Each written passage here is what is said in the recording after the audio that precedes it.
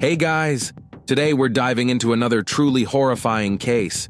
If you want to support my channel, make sure to subscribe and stay active. It really helps me out. I'd be super grateful for that. Let's get started. In the world of criminal law, it's not unusual for someone accused of a serious offense to later retract a confession they once gave. These changes in testimony are often attributed to claims that the initial interrogation involved intense psychological pressure, or in some cases that physical force was used to extract a confession. Naturally, it's possible that a person facing serious charges might twist the truth in an effort to reduce their responsibility or avoid punishment entirely. But how do we tell the difference between someone lying to save themselves and someone who truly confessed under threats, coercion, or physical aggression? And what happens when the person has already been convicted and is serving time for something they may have been forced to admit to? One of the most complex and controversial cases in the Illinois legal system involves a young woman named Melissa Kalosinski, who worked at a preschool. In 2009, just weeks after starting her job, she was accused of causing serious injuries that led to the passing of a 16-month-old boy under her care.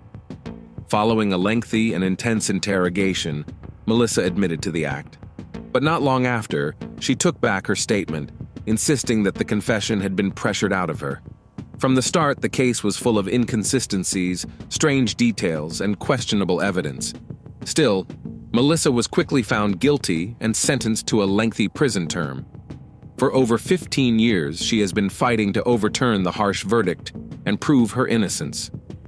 Over the years, the case has seen numerous investigators, judges, and attorneys, yet every time new evidence surfaced that pointed to Melissa's possible innocence, counter-arguments were raised to keep her behind bars. Melissa Hannah Kalosinski was born on November 14, 1986, in a quiet suburb of Chicago, Illinois. She was the youngest of 5 siblings raised by Cheryl and Paul Kalosinski. Melissa grew up in a close-knit, loving household where mutual support and respect were the foundation of family life. Their home sat on a farm outside the city, nestled in a peaceful and scenic rural area. From a young age, all the siblings contributed to running the household, learning the value of responsibility early on. According to her older sister Crystal, Melissa was always a gentle and obedient girl, especially close to her mother. She was kind-hearted, open, and trusting, traits that made her naturally drawn to people and always looking for the good in others. But that same innocence often made her a target for cruelty. When she started school, Melissa had a hard time fitting in. Socializing didn't come naturally to her, and she struggled to connect with peers or make friends. She had difficulty expressing her feelings and emotions, which made her an easy target for teasing. Her classmates often viewed her as different, and not in a good way. Her older siblings tried to protect her, but they couldn't be with her all the time. Melissa often came home from school in tears, confused and hurt by the way others treated her. She didn't understand why no one wanted to be her friend or why each day brought new hurtful nicknames. Still, despite everything, she never grew bitter. She stayed warm-hearted, hopeful, and always eager to make friends. These social challenges followed Melissa through her entire school career. She remained an outsider and never formed any lasting friendships. Her only source of comfort was her family, where she always felt safe and accepted. In high school, Melissa decided she wanted to build a career caring for little ones, a group she had always connected with naturally. Younger children were drawn to her warmth and sincerity, sensing her gentle nature. Melissa often said she dreamed of one day raising a big family of her own, just like the one she grew up in. Her parents had been her role models, and she hoped to follow in their footsteps. After graduating, she completed a teaching certification program focused on early childhood education and psychology. By 2008, she had earned the necessary license to work with preschool-aged children. In December 2008, 22-year-old Melissa applied for a job at a preschool located in Lincolnshire, a small town just outside of Chicago. During the interview, she made a great impression. Her qualifications were in order, and though she lacked hands-on experience, She was hired as a teacher's assistant with the potential for future growth. She began working at the daycare in early January 2009. Right away, she fit in with the staff and was known for being friendly, calm, attentive, kind, and very responsible. The children warmed up to her quickly, and there were no issues, at least not for the first 2 weeks. In Melissa's care group were 4 siblings from the Kingan family. The youngest, Benjamin, was just 16 months old. His brother was 2.5, and their twin sisters had just turned 4. All 4 attended the same daycare and were part of a large family with older siblings already in school. Though the siblings occasionally argued or even scuffled, these situations were always minor and quickly resolved without serious consequences. Wednesday, January 14th, 2009, seemed like an ordinary workday. Melissa arrived for her shift on time, went about her usual tasks, and didn't notice anything out of the ordinary. Young Benjamin appeared and acted as he normally did. Being the youngest in the group, he naturally received extra attention from the staff. Around 2 p.m., the children were served lunch just as scheduled. While the staff were cleaning up, Benjamin suddenly became sick. It didn't seem unusual at the time. Occasional minor health issues weren't uncommon in group care settings. After making sure he seemed stable and tidying up the area, the staff resumed their duties. Roughly an hour later, the lead caregiver stepped away briefly, leaving Melissa alone in the room with the little ones. She checked on Benjamin again. He was smiling, acting normally and playing quietly on the floor mat. A few moments later, he climbed into a small rocking chair on his own and started to doze off. Melissa gently covered him with a blanket and adjusted a small pillow to keep him comfortable and safe. Melissa turned her attention to the other children and didn't immediately notice anything unusual. At first, it seemed like Benjamin was simply taking a deep nap. But as time passed, she noticed he wasn't reacting to the usual noises and activity in the room. Around 4:30 p.m., when she approached to check on him, she realized something was very wrong. He was unresponsive, and there was a pinkish foam coming from his mouth. Melissa tried to wake Benjamin but got no response. She began calling for help, and other staff members rushed in from nearby rooms. They immediately contacted emergency services and called for an ambulance. While waiting for paramedics to arrive, the team attempted resuscitation, performing CPR and mouth-to-mouth in an effort to revive him. Despite their efforts, the little boy remained unresponsive. Notably, there were no visible injuries on his body, nothing to suggest what might have caused this sudden and severe turn. Melissa was terrified and completely confused. She hadn't left the room, and the boy had been under her constant supervision. She saw no warning signs that anything was wrong. Emergency responders arrived within minutes. At that point, Benjamin still had a faint pulse, but his condition was critical. He was rushed to the nearest hospital, but tragically, he didn't make it. He passed away en route, and doctors could only confirm his death upon arrival. Initially, no one could explain how a healthy 16-month-old boy could suddenly lose his life. He had no known medical issues, no visible injuries, and nothing about the scene gave any obvious clues. There was no blood on his body or clothing. The only thing that stood out was the pink foam that had come from his mouth. It was up to the medical examiners to find answers. But the autopsy results shocked everyone.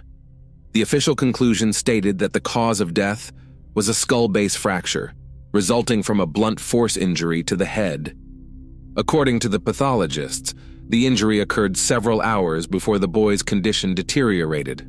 However, as previously mentioned, there were no visible marks on his head or body, no bruises, no scrapes, no lacerations. This raised serious questions. How could such a severe internal injury happen without any external signs?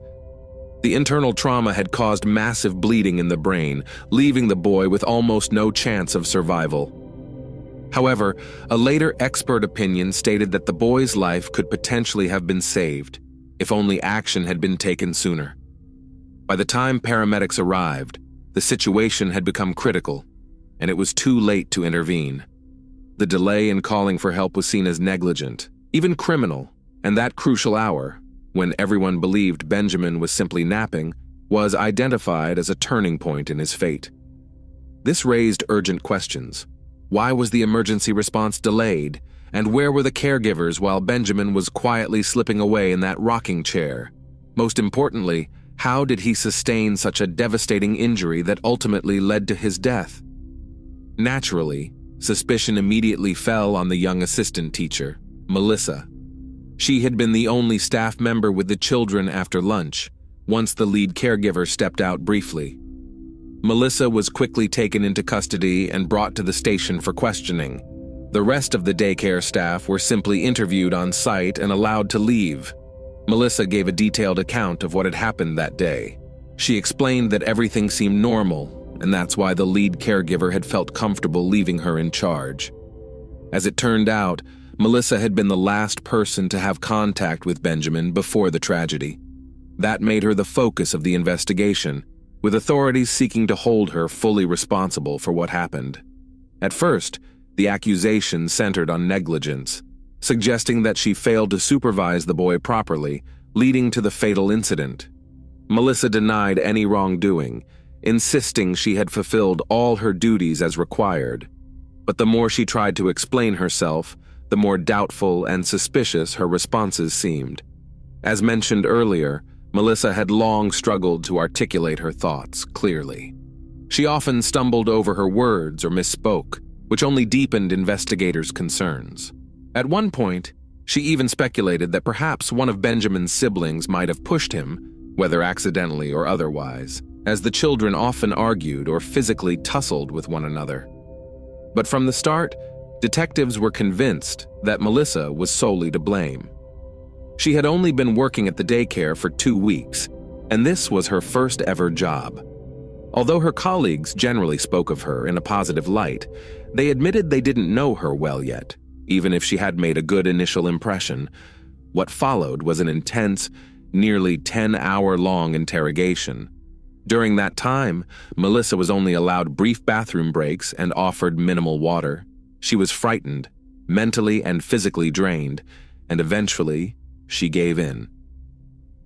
Melissa agreed to sign a confession stating that she had thrown Benjamin to the ground, which may have caused a serious head injury that later led to his death.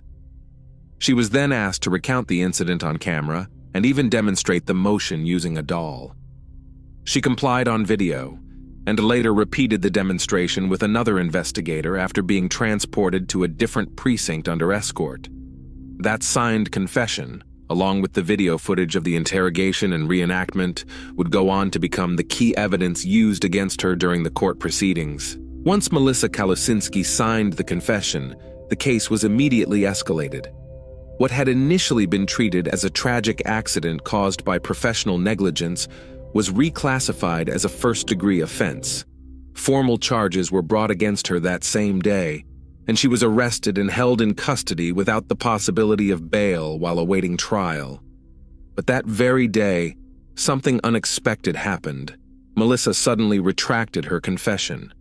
She claimed she had only admitted guilt because she was under extreme psychological pressure and was told she wouldn't be allowed to leave until she signed the statement.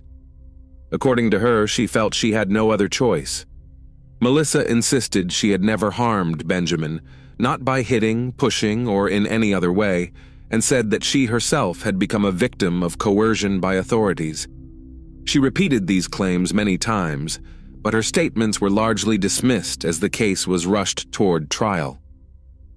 When the Kalasinski family learned that Melissa was being charged with intentionally causing the death of a boy in her care, they were devastated.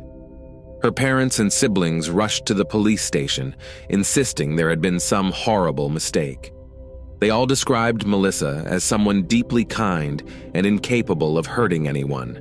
She had never shown signs of aggressive behavior in her life. At first, the family believed this misunderstanding would soon be cleared up and that Melissa would be released. But it quickly became clear that the situation was far more serious. The boy's family was determined to see Melissa held accountable, and with the recorded confession and other evidence pointing toward her, the case appeared overwhelming. The Kalasinskis began searching for a skilled attorney willing to take on the case. The court-appointed lawyer inspired little confidence. but experienced legal experts were expensive. The family had to sell off some of their property just to afford legal representation they believed would give their daughter a fighting chance. It took months to review all the available evidence, interview transcripts, video footage of interrogations, and recordings of investigative reenactments. Throughout it all, Melissa maintained her innocence and insisted that her confession was made under duress. Nonetheless, the prosecution had enough material to pursue a life sentence. Melissa's trial began in November 2011. As expected, the prosecution's central argument revolved around the videotaped confession.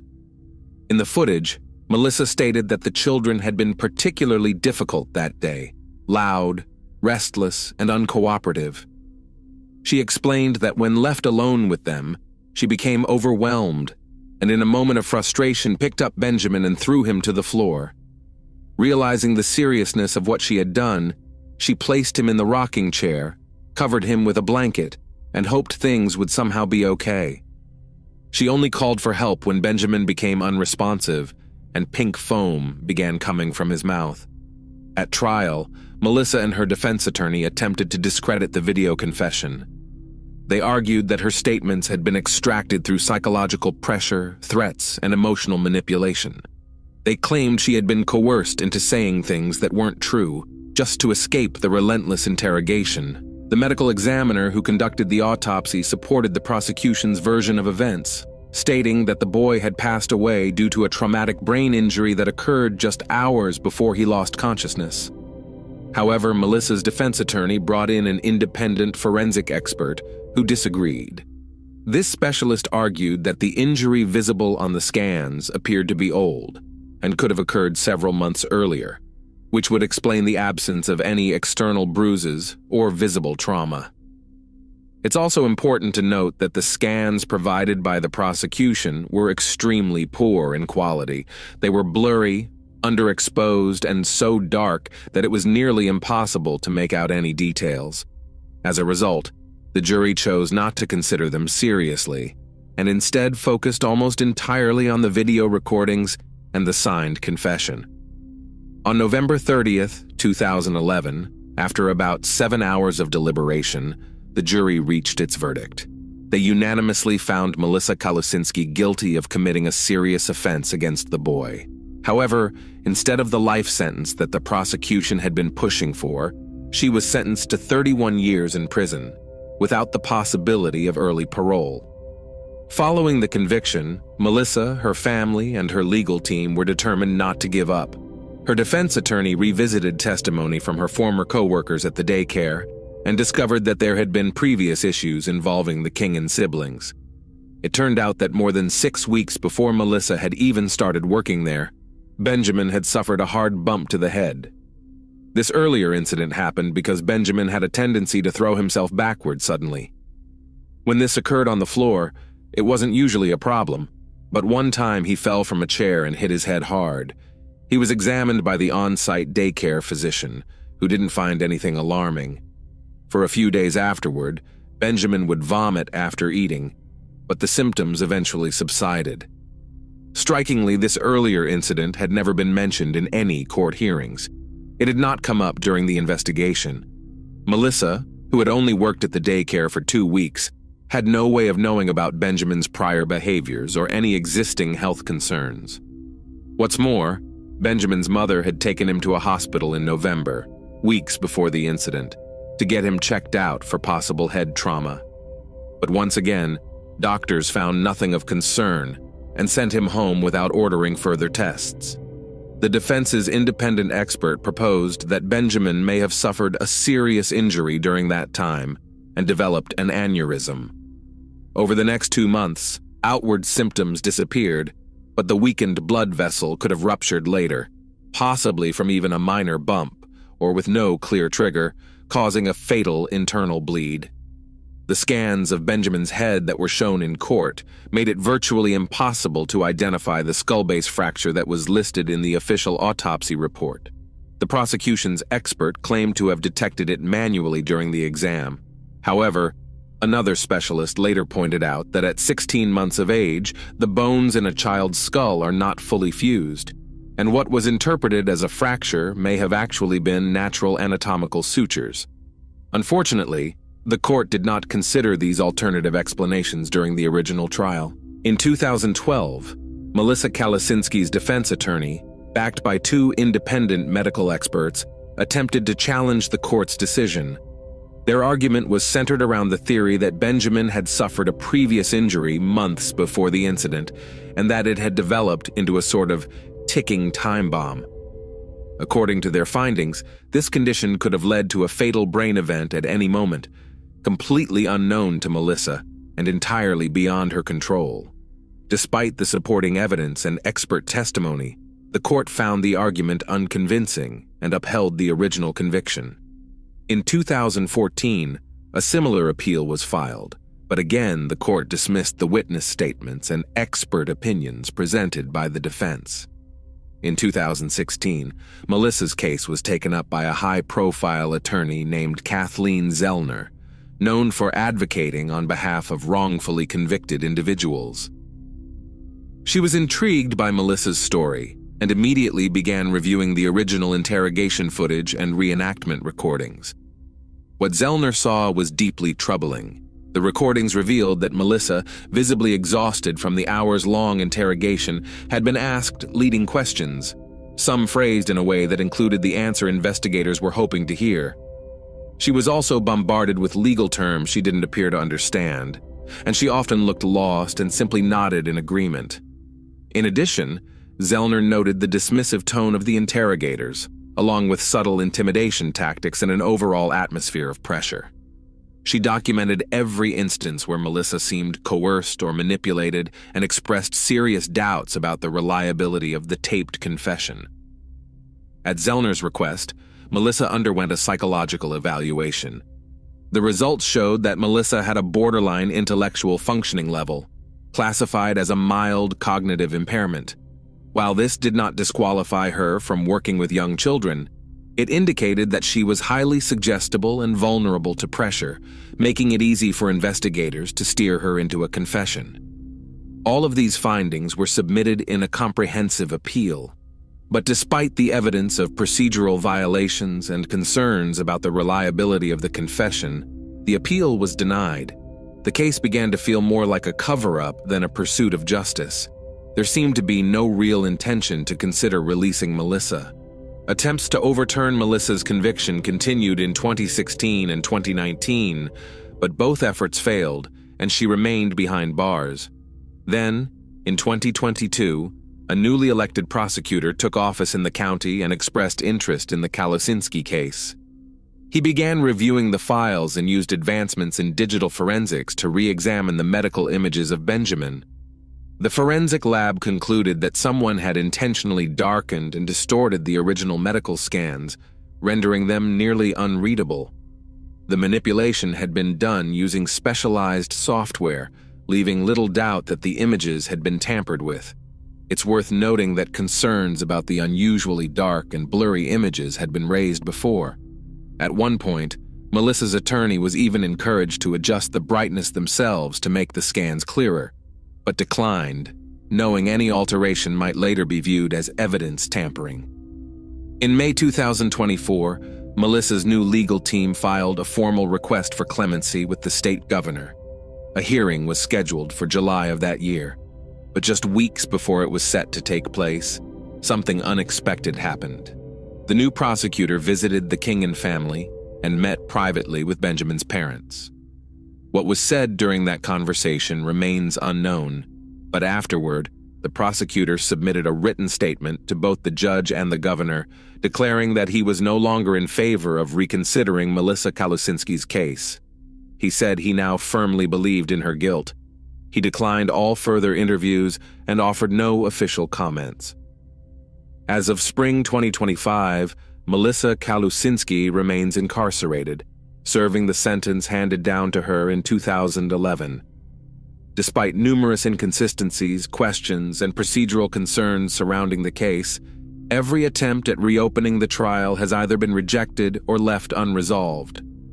According to her legal team, The manipulated evidence and flawed interrogation process cast serious doubt on the integrity of the original investigation, but addressing those issues would mean exposing failures involving high-level figures in law enforcement and the justice system.